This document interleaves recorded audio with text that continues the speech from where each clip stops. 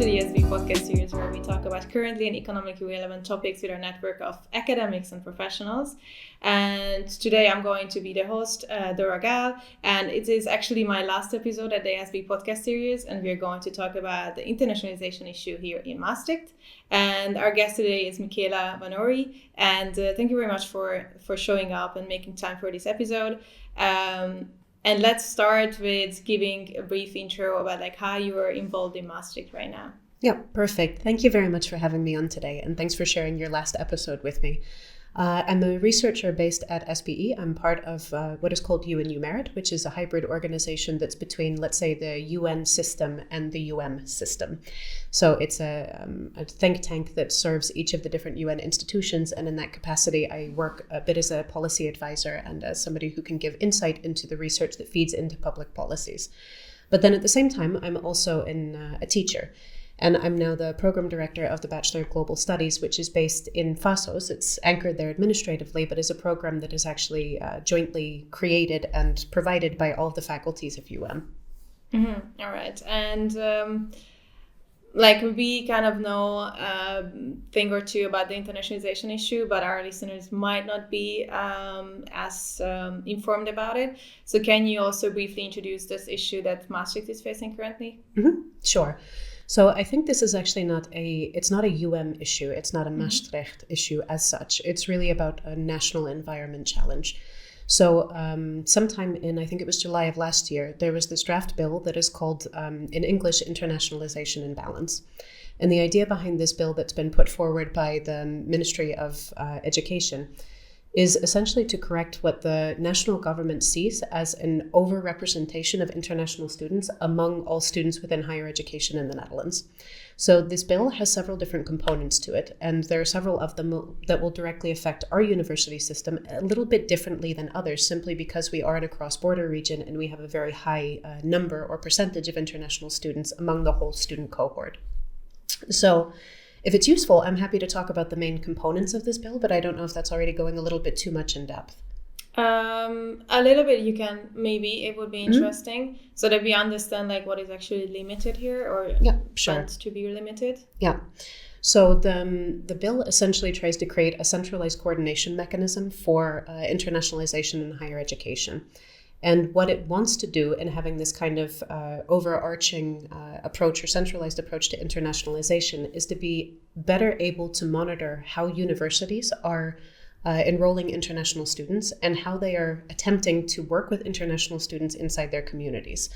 So very specifically, what the bill also wants to do is to support a kind of cap on the number of students that are going to be allowed into the university in general, and specifically international students. And I would say that there's an important part of this dialogue that is kind of dividing international students between those who are EU nationals, who you can't really restrict the mobility of in the sense that there is an agreement on mobility of EU students within the EU or EEA space. And then on the other hand, third country national students. So those who are not the nationals of the EU, Switzerland, the EEA countries. So there's restricted admission is one of those components. And this is being coupled with capacity restraints. So the idea behind this bill is that there would be a kind of cap on the number of students allowed in, depending on the capacity of the education to continue to provide high quality education, given the, let's say, proportion between educational staff and students. There's also this other component of it that links the presence of international students to Dutch language competency and proficiency. And there's also this kind of broadening of language to beyond taught language to also including cultural components. So exposure to Dutch language, culture, and orientation, let's say, to the local community. Mm-hmm. Well, I have many questions to ask here already. But let's start with what is the motivation of the government here? So what is the underlying issue that they're trying to solve or that they recognize as an issue? I think you ask a very difficult question in the sense that I think there are stated reasons and then there are implicit reasons. So I can't help but put my public policy hat on. And there's this theory that's called, what is the problem represented to be? And the idea behind this theory is that when we analyze public policies, we actually have to look at problem representations, not at what the actual problem is. Mm-hmm. So the representations that are given by any government entity and the way they construct and the way they frame a problem is, in the idea of this theory, going to directly lead to the kind of solutions that it proposes.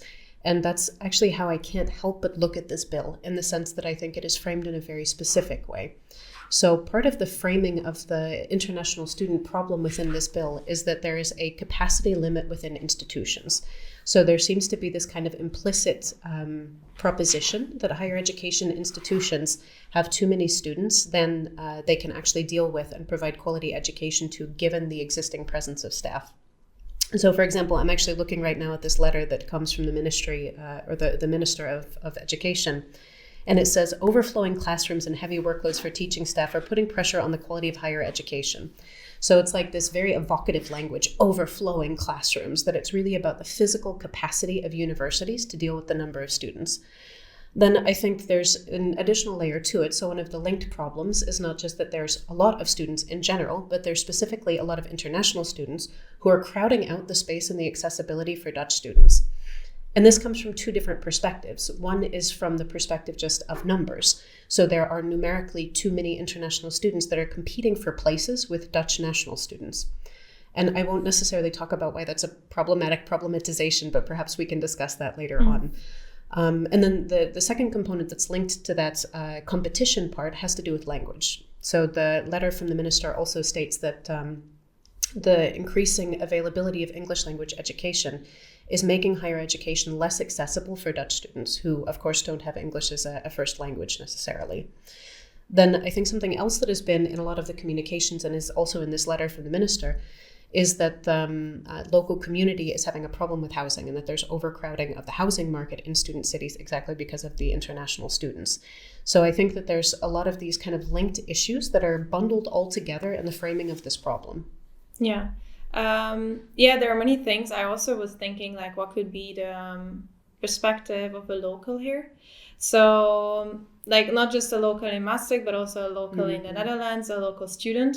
And I think that I am also a tutor here at SBE. So I kind of went around and asked some students that I know that are Dutch what their mind is about it. And how they perceive it from in their perspective.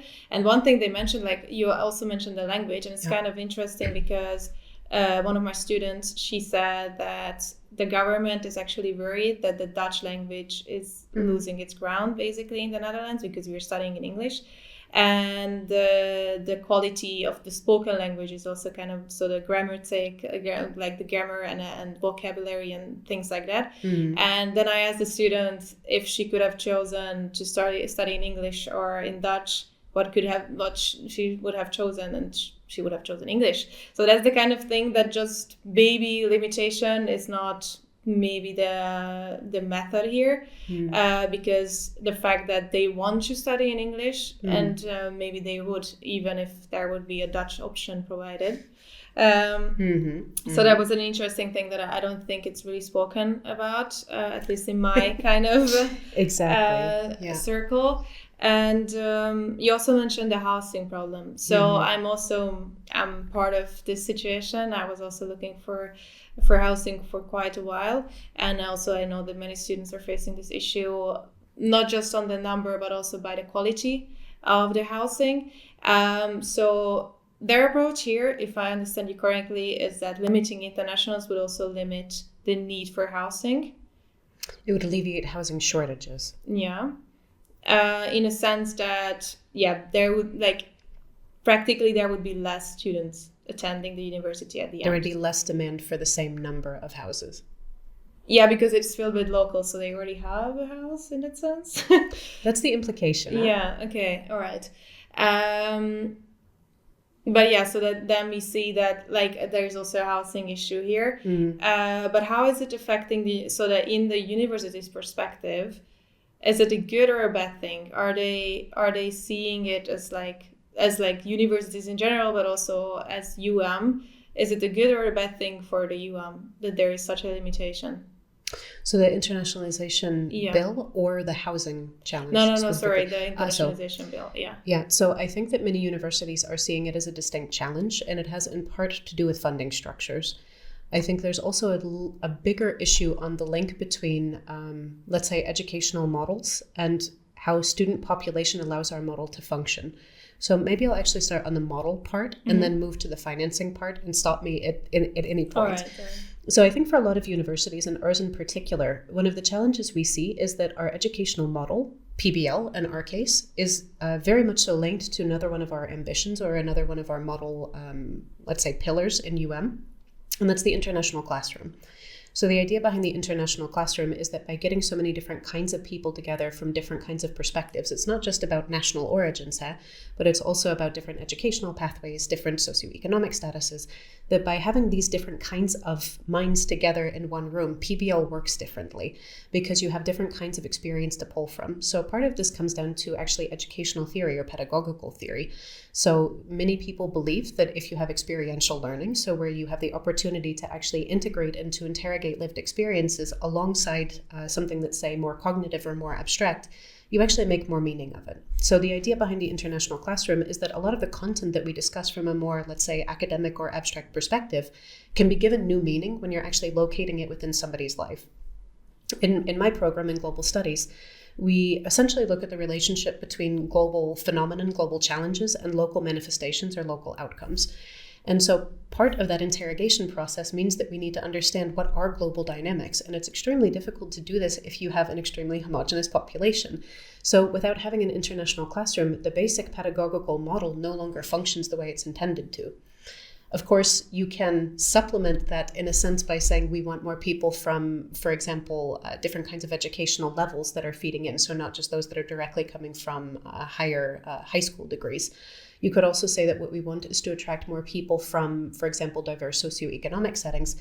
But nevertheless, the importance of the lived experience is something that is so integrated into the content of what we're learning that you can't really separate the content from the learning method or the learning style. So I think the really big challenge or the big threat that I see of the internationalization plan is actually taking away part of our educational system. And it's not that this hurts internationals. It hurts Dutch students, it hurts everybody, because then you're actually not able to make those kind of critical knowledge links that you should be making. Then I think it gets into kind of an existential question for university systems. What are we providing? What is education? And are we providing something that cannot be supplemented through other means? So this is maybe a little bit of a tangent, but after COVID, I was giving a lecture and one of the students came up to me afterwards and said, "So why isn't this on YouTube?" And I was at first a little bit offended, like, "Paul, what do you mean, why isn't this on YouTube?" But at the same time, I had to really think, what are we providing as an educational model and what are our assumptions built into it? If it's pure knowledge transmission, indeed, why can't you have this on YouTube? Why wouldn't you be looking at some kind of more distant, like knowledge-based resource? But that's, again, the whole point of PBL is that it's not about knowledge transmission, it's about meaning making. And without having the kind of group that can help others make meaning of the content that they're experiencing, why aren't we just YouTube? So again, I think that this is a really existential question that's at the root of the internationalization agenda. But I mentioned that there's two parts, at least in my view. Certainly there's many more parts, but these are the ones that I think are the most important. Part of it does have to do with the way that we're funded as a university system. So for some of our listeners, you might not realize that universities are compensated by the government in several different ways. So of course you have tuition that's directly coming from students. And tuition for EU students or EEA students is only a fraction of the cost of education. So for example, in my program, I think right now the tuition is something like 4,500 euros for an EU student or an EEA student, but that's not really the cost of education. There's a fee that's coming on top of that. So the government is providing a compensation up to 2 years after the time when a student should graduate, that they're actually covering the real cost of education. Our international students pay, in a sense, the full cost of education. They're not receiving subsidized education from the Dutch state. So the international students who are third country nationals have a tuition fee of next year, what will be something like 18,500. And so if you rationalize a little bit, you would think, okay, so this means 18,500 is the actual cost of us providing an education to a student on a per student basis per year. So if our EA students or EEA students are paying 4,400, then that means that there's basically a, whatever it is, 14,100 euro gap. And so the implication is that the government is actually paying that gap. Well, good news, bad news, they're not actually paying that gap. So what we receive as universities from tuition immediately comes to us for our third country national students. So the cost of their tuition is, let's say, immediately in our accounts. We have that for, in a way, liquidity, for paying for what we need to from the educational process. But for students who are EEA nationals, geez, that's hard to say, we are compensated by the government much longer after the fact. So if a student graduates within 2 years of the target date, so in a 3-year program, they should be graduating in either year 3 or year 4. If they do, then we get compensated from the difference between basically the cost of education and what the student is paying through the government. But if we have an EEA student who takes 5 years for a 3-year program, we no longer receive the difference in tuition. So if I'm being like cold-hearted economist here, I would say what we actually really want are more international students, in the sense that they are paying an incredible upfront fee that's not dependent on their success rates. Whereas the tuition fees that come to us from the government are highly dependent on the success rate of an EEA student. And do we see also differences in the success rate from international students and EEA students? I don't hazard to say on a university level, and I also don't want to necessarily say it from a specific program. But my perspective is that there are certain demographic groups that are much less likely to graduate on time. And these are particularly young Dutch men in fraternities. So it's a little bit of an open secret. I think that some time ago, the university was approached by a company who wanted to basically build out algorithms to predict academic success. And they said, if you wanted to build your admission system so that you were guaranteeing success of students, you should just not have young male Dutch students. All right. Okay. That's interesting because actually with the bill that it's more likely that the university is going to get more Dutch. I mean, of course, there should be nothing wrong with having Dutch students in the Netherlands. And also what I feel like when I was first approaching this situation and let's read about it perspective, I was kind of understanding the perspective of the Dutch government in the sense that we are paying for it. Of course, we want our citizens to enjoy the kind of the benefits of this educational system. And when I first, I'm also Hungarian, I'm not Dutch citizen. And when I first arrived there, I was so glad to be here. Even though I'm Hungarian, I can still enjoy it. Also, it's kind of the benefit of being part of the EU. So it's also, it's a bigger system than just arriving somewhere. But yeah, so altogether in that perspective, so if you don't dig deeper from the outside perspective, sometimes it could be understood that the Dutch government decides to kind of limit how many international students can live off the benefits of the Dutch government providing this education. And I think it's a fair point, but I think it's also important to think about taxable income and whose income is being taxed. My income is being taxed. I'm a third country national. I would never be able to benefit from, for example, the low tuition fees, or my children would not be able to unless they were EU citizens. So I think when we think who pays for this, it's not the Dutch government, it's taxes. Taxes on what? On residents, not on citizens. Yeah. Okay. Yeah, that's true, because I'm also working here. So now I'm also, in that sense, I'm also providing to the whole budget to a certain extent. But also, you mentioned the competitiveness issue here, that basically if we limit the number of international students, we also limit to a certain extent the competitiveness of the universities. So from the university perspective, it's actually bad news, right? It's extremely bad news. It's extremely, okay. And now it's just under consideration, this bill, right? Or it's a draft? No, it's now being... So if I remember correctly, it is now under an additional stage of discussion. So on the ministry website, there's I can't even remember, I think of the second chamber, you can see exactly where a bill stands. So it's now up for adoption. And I think that there's some underlying processes that are still going on. So for example, there will be an implication for the law of higher education, what is called the WHW. So there's going to be adjustments that are made to that. So I think they're right now at the stage where they consider what are the other legislative changes that would have to come given the acceptance of this bill. Okay. So I think now it's much more of a certainty. All right.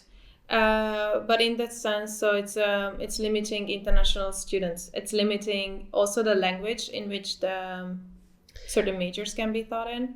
Correct. And so certain programs will actually have to issue a justification for why they have English as the language of instruction. And if they don't pass that justification, as far as I understand it, there's basically like a year period in which an education has to make this defense. If it is denied, then they have to shift the education or withdraw the program, if I understand it correctly. I think that many of the specifics are still being communicated in terms of what the consequences are, but it's true that there will be an implication for existing programs in terms of what percentage or what share of the program is offered in English. And then for new programs, there's going to be an additional defense to essentially justify why are we indeed offering this in English as opposed to Dutch. Mm-hmm. So indeed, there are also a lot of UM employees affected with that, because many UM employees, I assume, don't speak Dutch to a level to like teach them. True. And I think that this is a really interesting point. I mean, I can't help but think again about the problematization part and what is the problem constructed to be. So in some way, the problem is constructed to be about quality education and capacity. So too many international students for too few employees. But I think if we go with this rationale, we can also think, so what is the solution? Is the solution to reduce student numbers, or is it to increase employee numbers? Is it to increase the number of educators? But perhaps you've also been following the news. We have at the same time as the whole Internationalisation and Balance Act, we have the bezuinigingsplan, or the, not an austerity plan, but it's like, gosh, now I'm totally losing really essential words here. Jeez. For reducing the cost of higher education. Okay. And so part of this plan would also entail that there's going to be a shortfall of financing for higher education institutions, and to the tune of several billion. It will translate into as a shortfall of several million.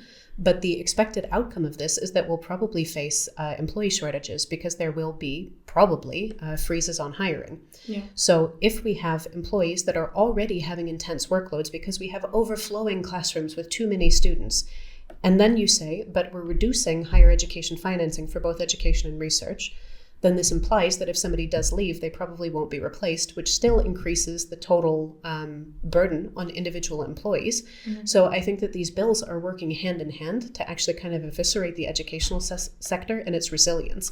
And that's what I'm actually more afraid of. It's not so much about the Internationalization and Balance Act by itself.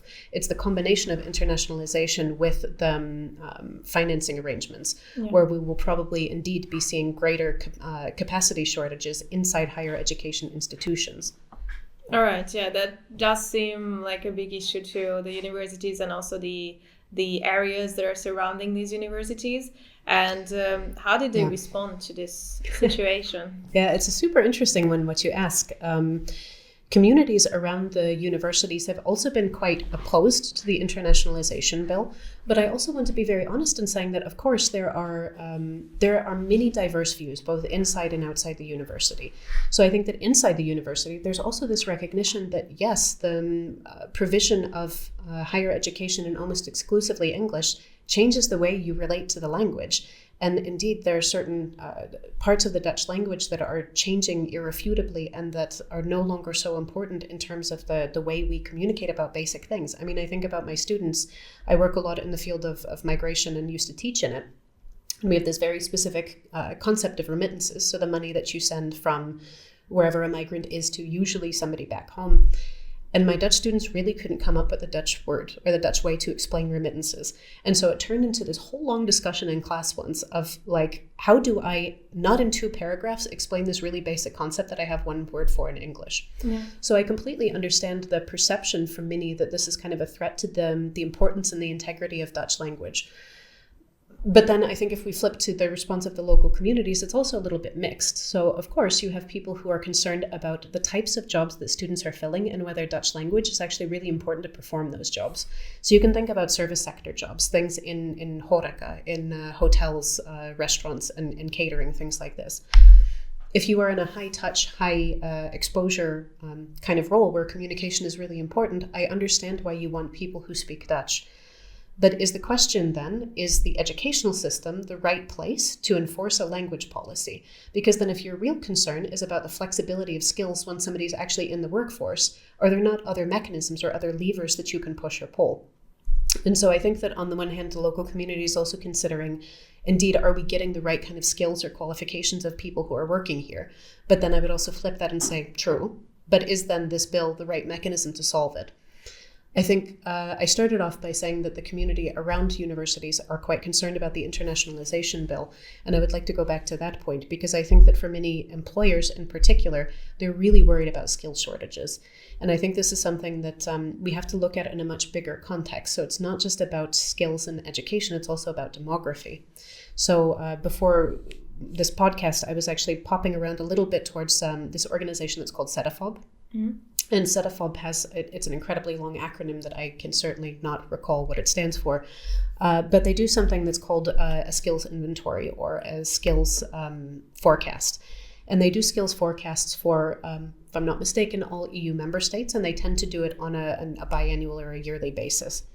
And the one for the Netherlands, I think, is super interesting because basically what they were looking at for the skills forecast is that there will be a marginal decrease in total employment growth over time. So between 2021 and 2035, there's going to be a reduction of the Dutch labor force and its growth by less than 1%, less than 0.25%, but it's still a reduction. Mm-hmm. Of course, this reduction comes within a specific context, and that's a demographic one.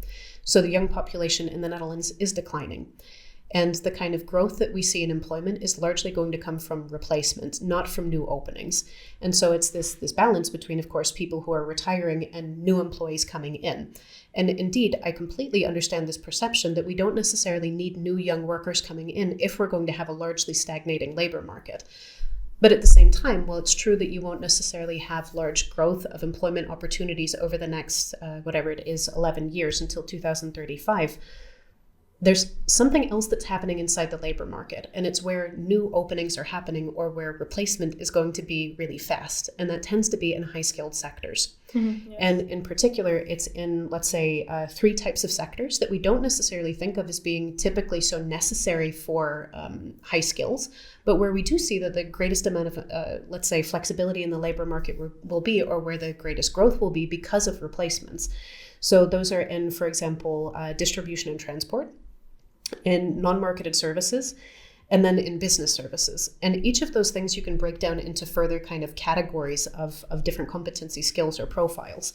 So for example, in the distribution and transport sector, you might think, where's the skill angle here? You would typically think of logistics here, but it's actually in accommodation and catering. And if we think about the kind of skills and competencies that are needed in accommodation and catering, it is very much so linked to these kind of internationalized capacities and soft skills. So the ability to talk to people of different kinds of cultural groups, to be able to speak multiple languages, to be able to diffuse situations across cultural barriers and so on. So I think that there's a very clear internationalization angle there. And then if we look at non-marketed services, this is a huge category, of course, of different kinds of employment. But the 2 big sectors that are expected to grow inside this non-marketed services is actually education and healthcare. So right now, education is about 6% of the Dutch labor market, and healthcare is about 16%. And these are both sectors that until 2035 are expected to grow a lot. You will also recognize that there are sectors where internationalization is an incredibly important part. So with healthcare, for example, we know that there's going to be a shortage of Dutch healthcare workers, again, because of the demographic challenge. And then if we look at education, this can be at many different levels. It can be, of course, at primary level, at secondary, at university, and so on. But if I think about the relationship between international students and employment, I think there's a super obvious pathway. If you're educated somewhere, you're way more likely to stay in that labor market. And so if we know that we're actually going to have some of these critical shortages in higher educated sectors, it would actually make a lot of sense that you would want to attract international students who can stay in some of those functions that actually require the skills and the competencies that are built up in an international classroom. And then I think to kind of round it off within the business services category of employment, this is also where there is some marginal growth expected over the next 11 years. The 3 really big areas where growth is expected is in research and development. Obviously, this is not a surprise in a highly innovation-oriented economy such as the Netherlands. The second employment category is market research. And then the third is in computer programming. And if I think about like the innovation angle, one of the most innovative cities in the world, it was actually called the smartest city in the world for a very long time because of the number of patents that were being filed per capita, was Eindhoven in the Netherlands. Really? Okay. And the reason that it had this was because of the technical university. Yes. Yeah. And it wasn't just the technical university, it was the relationship between the technical university, Philips, which was the big company for like lighting, healthcare, and so on. But they also have these huge relationships with, of course, ASML, which is like a chip manufacturer. And there's also large relationships with international universities, with, I think it's Renmin University in China, for example. So it's like there's a lot of these organizations where you see a kind of triangulation between the university sector, other bodies abroad, and the private sector. And without this relationship, you kind of break down the innovation pipeline. So that was a super long answer to a relatively simple question, but it's that I think these things are so deeply integrated with each other. It's really difficult to treat the concerns of the community around the universities separately from this whole discussion about what is the economy and how do international students actually fit in within this bigger economy. No, I really enjoyed that you gave so much information about it, because I think it's really hard to understand such an interconnected problem. And also for me, I also am a student. I'm a Hungarian citizen, not a Dutch citizen. And I'm also kind of like really like slowly integrating into workforce by doing the podcast, by being a tutor at the university. It's also a really nice thing that here like students can also be tutors in the university, and it's like a really slow integration into what is it like to have a Dutch health insurance, what is it like to be paid, and it's like suddenly it's not going to be so hard to get a job in the Netherlands, because it's just like I'm getting so used to it. And in the sense that it could be actually a really nice answer how the UM is actually producing future workers in the Netherlands, probably. And that are better integrated. Yes. Because like if you are indeed part of a system where you understand how it works, you're going to start on a very different basis. I think about, for example, when I first came to the Netherlands and started working here and had a discussion with HR, they actually talked to me about my pension. Like from a US perspective, this blew my mind that I was like a very flexible worker and I had a pension. But it's about socializing people into the values of a society too. Work isn't just about work. It's not just about taxable income. It's about socializing people into belonging to a whole other sphere of life. So I think if the problem that we're seeing is lack of integration of students into the local community, then work is one of the best ways to stimulate that, no? Exactly. So then again, it's about, are we pressing the right levers? Is this internationalization bill solving the right problem? Or is it solving a phantom problem?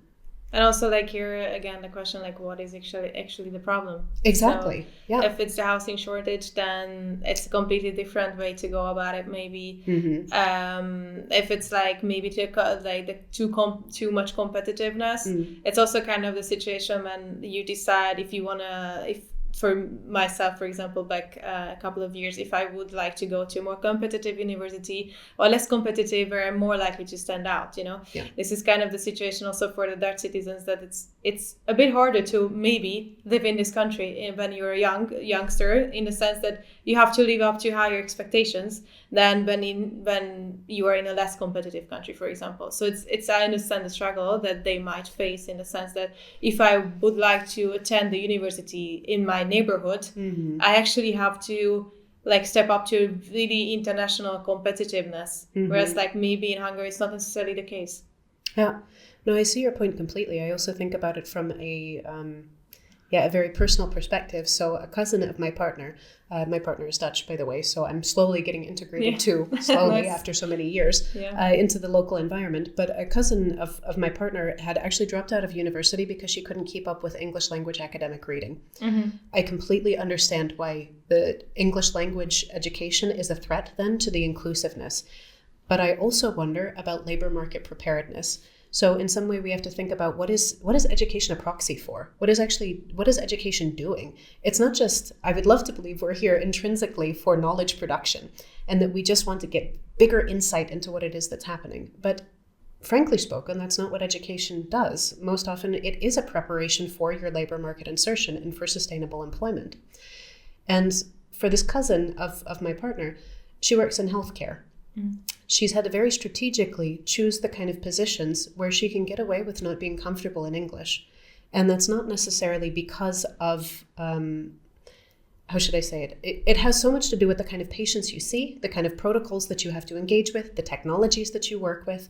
And so I think that we can't just look at this as being this is the labor market issue. It's which part of the labor market are you in, and what kind of skills and competencies are needed to succeed in that part of the labor market. Her options were much more limited, and it wasn't because she couldn't follow English language education. It was because she couldn't necessarily engage with English as an everyday communication language that would allow her to work with certain types of machinery. And so I think that it's, again, what problem are we trying to solve? In many ways, it sounds like we're trying to solve the problem of globalization, and you don't do that through education policy. Yeah. If you want an environment where you can get away with only speaking, for example, Limburgs, which was her case, she also didn't speak Dutch very well. It's also really the local dialect. Yes. Then you have to go to very specific contexts and very specific employers. And I don't think that actually making English language education more difficult to access would solve that problem necessarily. Yeah. And I think it's also the question about who are we solving it for. So certainly there is this issue of competition, but most of our programs are not numerus fixus programs. So numerus fixus programs, for those of you who might not know, are programs where you're actually allowed to set a fixed number of students who are allowed in each year. So typically these are like medical education programs. And you would say we can only admit 100 students a year, and that's based on very competitive procedures on grades, on an intake interview, so on and so on. Most of our programs aren't numerus fixus. So strictly from a numerical competition perspective, that's a non-argument. Dutch students are not being replaced by foreign students because they're not competitive enough. They, in principle, have the same access to non-numerus fixus programs. So I don't think that's not really a strong argument because we don't have to cap. Mm-hmm. We would have to cap with the new bill. So it's creating the problem that it says it would solve. But then the other issue is on the competition part. We're assuming that there's a fixed number of jobs in a fixed economy, and that Dutch students will be competing for, let's say, a very scarce resource, high quality jobs with international students. But Dutch students are also incredibly mobile. If we look at, for example, the expectations about the Dutch labor market, I can imagine that many young Dutch students actually don't want to stay here. They want to go to other countries to work. So we had an informal survey in my course earlier. I actually had a lecture just before this. And one of them, the students was giving a presentation and said, how many of you want to work in a foreign country? And almost everybody raised their hands, including among the Dutch students. And so I think also about labor market preparedness, it's not just preparing you for this labor market, it's preparing you for an international labor market. So again, I think it's not the penalty for international students that's going to become manifest, it's the penalty for Dutch students who need the skills, the capacities to be elsewhere, especially if we do see indeed this story about a shrinking labor market and shrinking possibilities in specific sectors. Yeah, well, yeah, it's also like a question that how students see where they want to work. Like when they're in university, we have the big dreams. I want to do that. I want to do this. Yeah, it sounds so interesting. And then suddenly you are abroad, maybe like in the university setting, you have this bubble when you're given social like interaction. Basically it's a given. It's not like it's not something it's not something you have to work for a lot. And when you start working, it's getting a bit harder to connect socially, and it's even harder to assimilate as like a foreign national, right?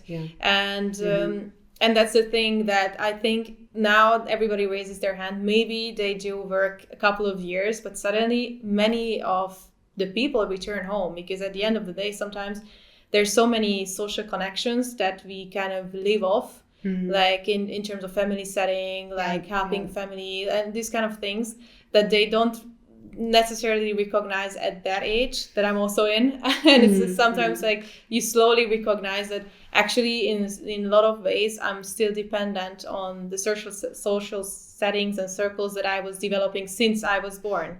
And it's really also an interesting thing that you start to develop your social circle from the university if you stay in the same university and in the same country that you finish your university, and then you just have that social circle, and then it stops. And when Dutchies have like from year zero basically, and it's also really interesting in the sense that maybe also many Dutch citizens are going to eventually return, and many Hungarians, Germans, whoever, they're also going to eventually return to their country. But on the other hand, we're going to have future economic connections with each other. So like in the future, it's going to be much easier to call somebody up. I have a business idea or something like that. And it's like, it's For also, sure. It's networks. It's like a soft power also that the Maastricht University has in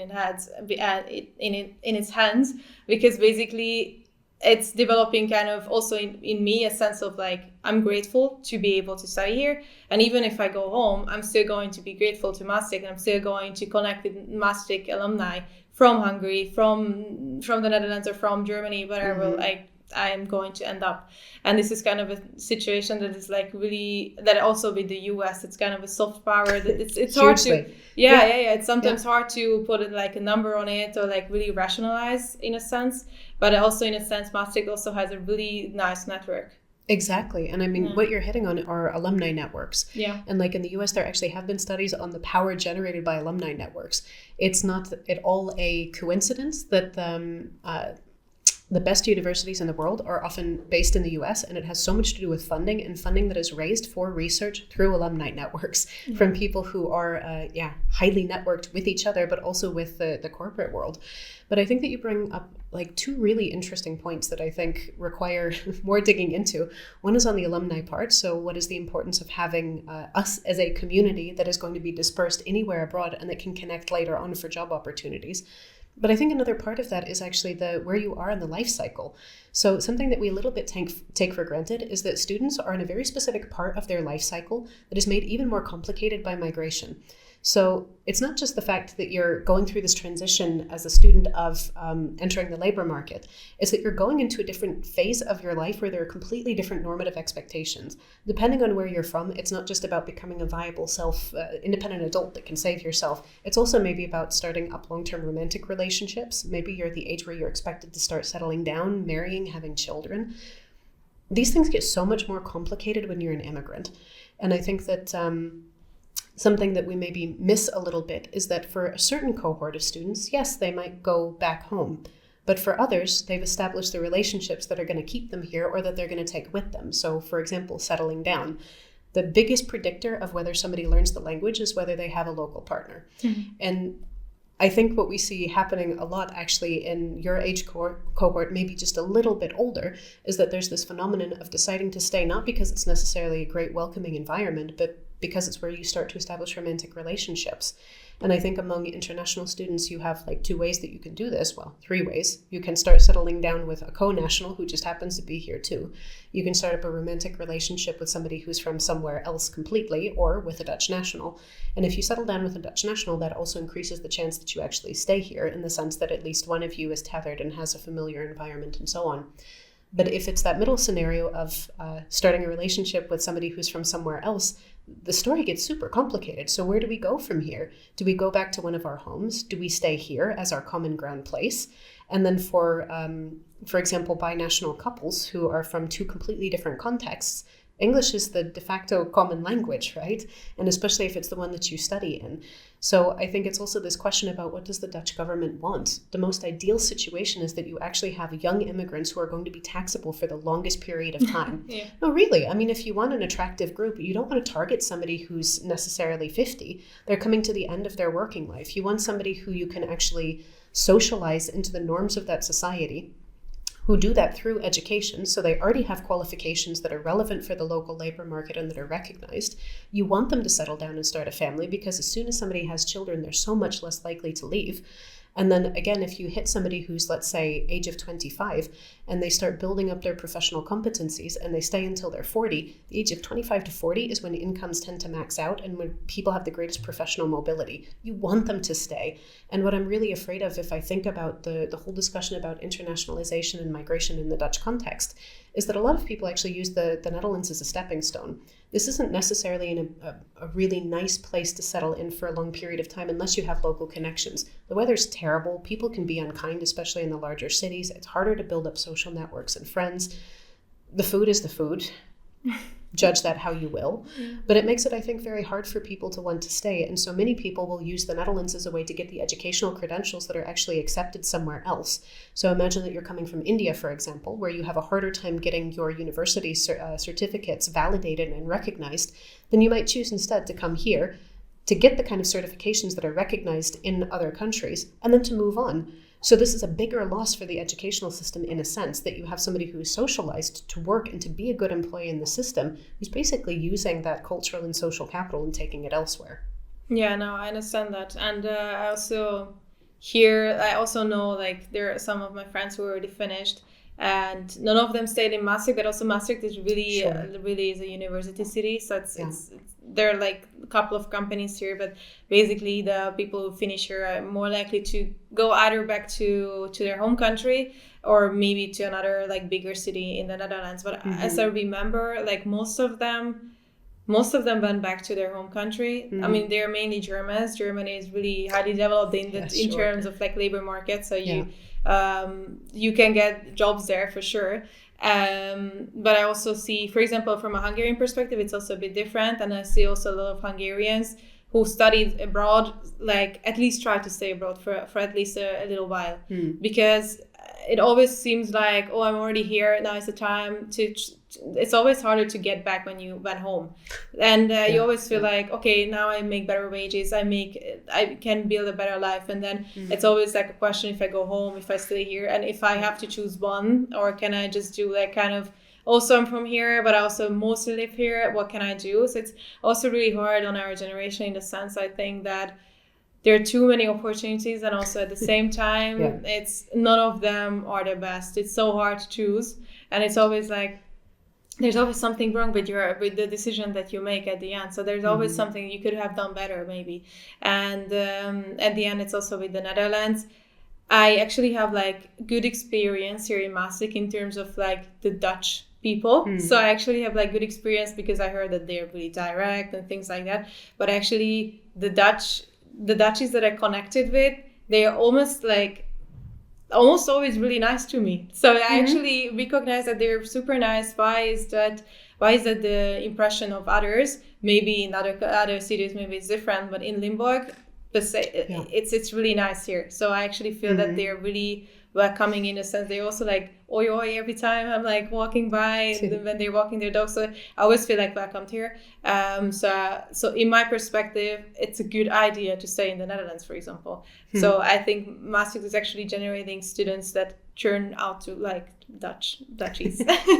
I think we're in a really nice position too. I mean, in terms of the region that we're in, I don't think that Maastricht is like the rest of the Netherlands. I lived for a short time in Utrecht, and it was honestly the longest few months of my life. It was such a different kind of social context, social environment. And I think part of it is, of course, that you're comparing what is essentially a big village to a city. And I think that that's also really different. But I think there's also this whole element of Limburg identity. And I think that's also kind of underlying some of the dissatisfaction with the internationalization agenda, in the sense that I think many people in the South feel that they've been kind of forgotten by legislation from the North, which is very much so kind of addressing some of the tensions and the issues that are coming from the big cities.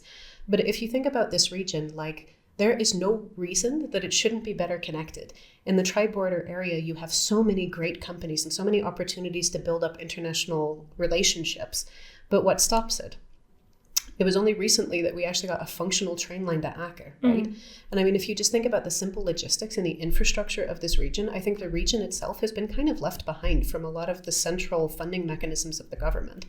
And I think that part of why people are so friendly is exactly that, because they have been kind of an isolated, both physically and economically area for so long, that I think that they've kind of developed their own inclusivity and a different kind of regional identity. And I just find it really interesting in some way that this is a region that could not have survived without internationalization. And especially now, if I look at, for example, Brainport, which is in the border between Brabant, Dutch Brabant and Belgian Brabant, that's also looking at kind of the high-tech sector and building up relationships between the private sector and public sector. And then you have, of course, in Hele, the big initiatives that also try to connect the public sector to the university and the private sector. And exactly, it's that kind of connectedness across borders that this region couldn't have survived economically without it. So I feel like the internationalization bill is also a little bit neglecting what is it about regional identity and about regional self-determination in a way, that I think that the autonomy of this region is so much tied to its ability to maintain these relationships despite the presence of a national government that doesn't always invest in what might be seen as critical infrastructure that would actually help the region survive. Mm-hmm. And do you think that maybe in terms of legislation they could fight for more freedom in Limburg by using this argument that they so much rely on the international economy, the international students, and that basically it's like a really like a small area in between Belgium and Germany, that it just makes sense to remain international? And also just looking at the history, the EU history of Maastricht, exactly. It's like it's screaming internationalization. Yeah, absolutely. Or even if you look at like surnames in Limburg, you have a much higher number of French surnames, for example. Yeah, and also German. Or German. Yeah, definitely. And so I feel like it's a little bit neglecting the history of the region, the legacy of it. I don't know if it's necessarily about governance autonomy, because in some way the discussion I don't think is necessarily about devolution. It's not necessarily about granting greater autonomy and freedom to the regional government as such. I think it has more to do with recognizing the context in which this region is in. We have a completely different context for international cooperation than does Leiden, for example. So I think that and that's also what the university has really been pushing for, is understanding what the risks, the hazards, and the opportunities are for universities that are in different kinds of contexts. Yeah, no, I understand that. And I'm still glad that I can still be here and I can still be part of the workforce here in the Netherlands. Yeah. But just to round up this episode, because actually we talked about a lot more things that I was planning to, and I'm happy about it, honestly. What would you suggest for maybe current students here, or maybe if you would be a student, maybe in my place, what would you suggest in terms of life decisions, in the sense that, like, should one learn the Dutch language, should one aim to stay in the Netherlands, or should one always diversify and always stay international and metropolitan? You ask a really difficult question. Sorry. No. I mean, it's a very fair one. I think that the advice that I would give to young people in general, regardless of where you're coming from, is to indeed build up networks. And I think that this is the very unpleasant part of transitioning into this part of adulthood, is recognizing how much is outside and beyond your individual capacities. I think that a lot of work is luck. It's finding the right people at the right time who will give you opportunities. And I think that building up networks, whether they're international or more localized, is extremely important, because you get different insights, different sources of information, people who will provide you with different kinds of opportunities. But I think if you do plan to stay in the Netherlands, absolutely invest in language capacity. I think that it's something that we really, really undervalue. I just reflect on my own experience in the sense of your ability to have freedom to do things. I'm a person who likes to only do things if I know I can do them perfectly, which is a ridiculous approach to things. But that meant that I was often really afraid to speak the language. And so I wasn't building up connections with my neighbors.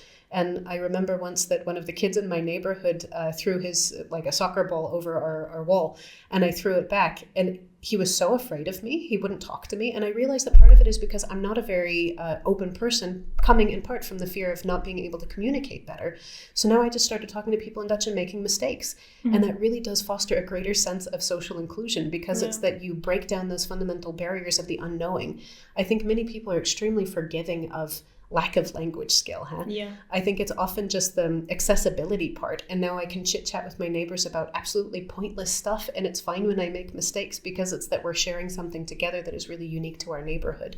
And I think regardless of where you end up in the world, you belong to something. You belong to the place where you live, and you have to foster those connections. And language is a really great way to do that. Yeah, definitely. Whenever I ask for something in Dutch, the smiles that I see, it just makes it worth it. The struggle, because they're always welcome. They're always eager to hear the next word. They're always looking forward and happy that they see you trying, and they see you trying to fit in, and not just okay, I can, because practically everybody speaks English here, to be honest. So I could always just go with English, and whenever I try with Dutch, it's always something that they recognize in a positive way. So, Definitely. No, I don't know if you've seen it, but some people, if they're working in the service industry, have this pin, and it says "Spreek Nederlands met mij," speak Dutch with me, and I think that that's actually a really nice initiative. That it also shows like there's a two-way communication that we're building up here. We both have to try. We both have to be forgiving of each other. Yeah, indeed. Thank you very much for this talk today. I think it was really interesting, and as I said earlier, we talked about a lot more than I was planning to talk about. But I think all of them are really relevant to any Maastricht student or even alumni when they're also thinking again about the life choices, maybe. So thank you very much for today's discussion. Happily done. Thanks so much for having me.